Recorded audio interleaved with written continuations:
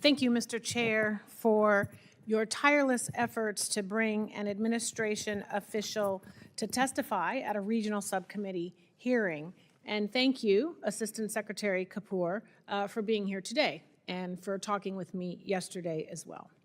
While we have waited for more than a year for an administration official to publicly testify about the region, Trump has sabotaged U.S. regional interests and decimated our diplomatic toolbox, putting us on the back foot as major changes swept across South and Central Asia. In April, Trump announced tariffs on partners across South and Central Asia, an unexpected economic shock on countries already facing debt vulnerability to the PRC.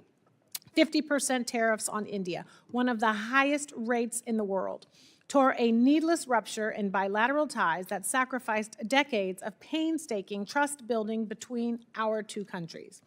Dragging on negotiations for over a year cost us the timely convening of the annual Quad Leaders Summit and weakened our posture in the Indo-Pacific.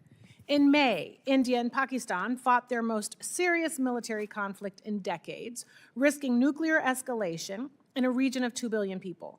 But a reminder of the indispensable role of U.S. diplomacy was overshadowed by Trump's insistence on claiming credit for the ceasefire and offering to mediate the Kashmir dispute. In September, Nepal experienced widespread anti-corruption protests that led to the Prime Minister's resignation and new elections next month. Tomorrow, Bangladesh will go to the polls to decide on a new constitution and choose its leadership for the first time since Sheikh Hasina's ouster.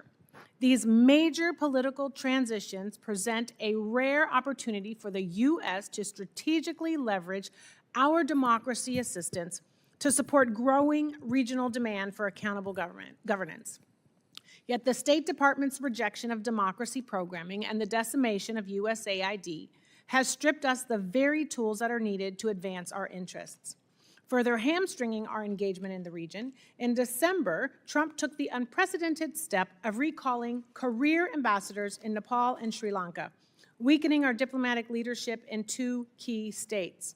While self-sabotage defines much of the administration's regional policy so far, cruelty most accurately describes its approach to Afghanistan and our Afghan allies. Nowhere in the region have Trump's aid cuts been more devastating than in Afghanistan, where child malnutrition has reached its highest level in a quarter century. The State Department did not even provide life-saving assistance after 2 deadly earthquakes killed thousands of people. Most shameful of all, the State Department is leading the betrayal of our Afghan allies who have been shut off from resettlement to the United States. Secretary Rubio dismantled the Office of the Coordinator for Afghan Relocation Efforts and did not appoint a permanent coordinator, violating the law passed under a Republican majority in 2024. When my bipartisan provision to reestablish the CARE Office made it into the final version of NDAA, Republican leadership yanked it out just days before it was set to pass. On top of that, the administration has created a living nightmare for over 1,000 Afghans stuck in limbo at the Relocation Processing Center at Camp Asila. In fact, when I asked Deputy Secretary Regas about the fate of the Afghans at CAS, he'd never heard of it. Now, the State Department is closing CAS and offering payment to Afghan allies who self-deport back to Taliban terror, breaking our promise to provide them a chance at a future in the United States. I'm concerned it's only a matter of time before the administration leans into the unconscionable and recognizes the Taliban without improving the rights of Afghan women and girls.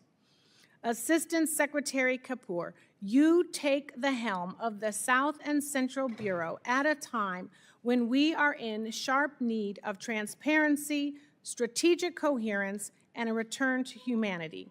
And I look forward to gaining some clarity about the administration's policies today. Thank you, and I yield back.